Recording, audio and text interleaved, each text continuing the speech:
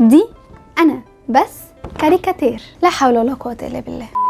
بس بجد انت عارف ان الفن ده اعمق من كده بكتير؟ يعني عمرك فكرت ان رسمه الكاريكاتير ممكن يكون ليها جذور عمرها آلاف السنين، وان الوش ده ممكن جدا كان يبقى قناع بيتلبس على مسرح يوناني؟ تعال احكي لك على البرسونا ونشوف ازاي الشخصيات النمطيه اللي بدات في اثينا العتيقه بقت دلوقتي اداه للنقد وكمان للضحك. يعني ايه بيرسونا؟ كلمه بيرسونا هي كلمه لاتيني اصلها يوناني معناها قناع، وده كان الممثلين في المسرح الإغريقي بيلبسوه عشان يجسدوا شخصية معينة. كل قناع كان بيمثل شخصية أو إحساس، زي قناع الفرحة، قناع الحزن، قناع الغضب، والممثل يقلع على القناع من هنا شخصيته تتغير على طول. والقناع كان مش بس بيوضح ملامح ومشاعر الشخصية، ده كمان كان بيكبر الصوت عشان الناس في آخر صف يقدروا يسمعوا كويس. ما كانش فيه ميكروفونات زمان، بس المسرح كان كبير قوي، هم كانوا بيسمعوا ازاي من غير القناع؟ ممكن احكي لك بعدين.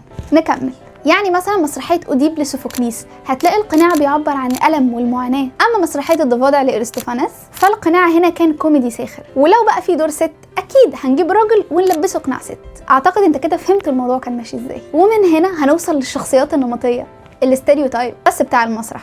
الإغريق كانوا بيستخدموا الشخصيات النمطية عشان يوصلوا الفكرة بسرعة للجمهور. هي كام شخصية ثابتة وليها صفات مبالغ فيها وهنكررها. عندك العجوز البخيل، الهادي السهنة، العبد المخادع، الست النكدية، الزوجة النمامة، الست اللي بتمشي الراجل وراها. أنا حاسة إني أعرف أغلبهم ولا إيه؟ الحاكم الظالم، الشاب الغبي، والأم الطيبة. ومسرحيات بقى كتير لحد ما الإمبراطورية الرومانية انتهت. بس المسرح فضل موجود عشان يتغير في العصور الوسطى ويبقى مكان ديني، لكن الشخصيات النمطية اللي أنا حكيت لك عنها فضلت موجودة. بس بنوصل لعصر النهضة وهنا بيجي الكاريكاتير، يا رب أكون قلتها صح.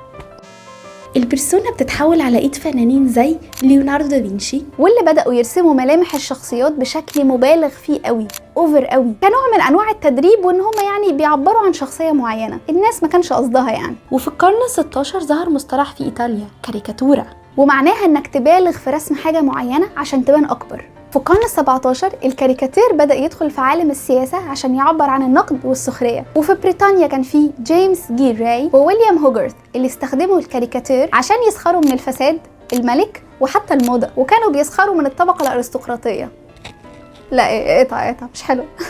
لحد ما تحول الكاريكاتير لحاجة موجودة في الجورنان كل يوم، بيعبر عن المجتمع بكل طبقاته، وده هنشوفه من خلال رسومات فنانين زي اونوغي دومييه لحد ما وصلنا القرن العشرين، وهنا الكاريكاتير اتحول الكوميكس، والكوميكس بدأت تظهر كتطور طبيعي للكاريكاتير. ومن هنا ظهرت شخصيات ثابتة ورموز اجتماعية زي تانتان وجحا. يعني هو الكاريكاتير بيرسونا جديدة. الله ينور عليك، الكاريكاتير هو ابديت بس للبيرسونا، بيرسم شخصيات بشكل مبالغ فيه جدا زي القناع، بيركز على صفة واحدة نمطية ويضخمها، بيخلي اللي يشوفه يضحك لكن برضو بيلقط الرسالة بسرعة. الشخصيات النمطية هي لكن بدل ما كانت بتتعرض على المسرح بقت تتعرض في كوميكس. كل شخصية مرسومة بتعبر عن سلوك أو فكرة زي ما كانت بالظبط في المسرح. يعني من اول ما جده حط قناع على وشه عشان يمثل دور معين على المسرح، لحد ما فنان عابر رسمني الرسمه دي، الحكايه ما اختلفتش. دي رحله البيرسونا اللي فضلت عايشه، لكن كل عصر لبسها لبس جديد. يا ترى الرسمه بتاعتي بتعبر عن انهي بيرسونا؟ ولو هترسم نفسك كاريكاتير هتحب تعملها ازاي؟ قولولي في الكومنتس. سلام.